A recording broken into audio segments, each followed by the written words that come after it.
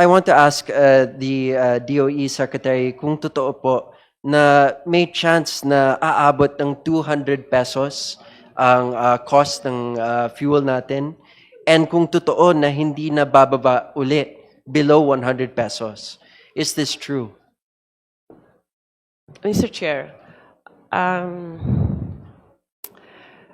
will it go up to 200? Honestly, I don't know, and I don't think anybody knows yet, because like mentioned earlier, there was a pronouncement of a ceasefire, but there are threats going back and forth. Whenever there's a oil infrastructure destroyed in whatever country, the price spikes. Then babagsak na naman, and then suddenly something else happens. So we don't have any visibility of where this will go. And unfortunately, we are so dependent on what's happening there. So,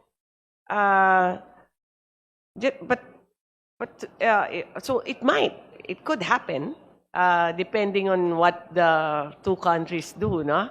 But will it go down to 100? And that's actually what we've been discussing.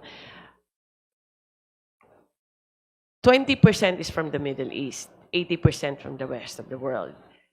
Now, if the war stops today, will the 20% be able to deliver?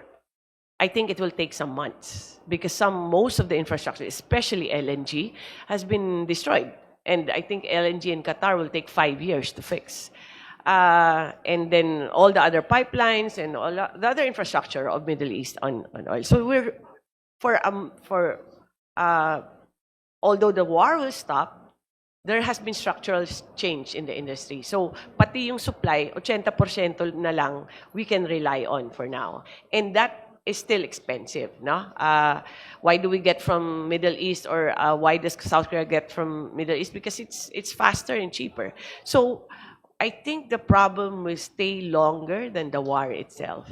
So if it ever goes back to 100 pesos or below, it will take some time, Mr. Chair. That's my assessment, Mr. Chair.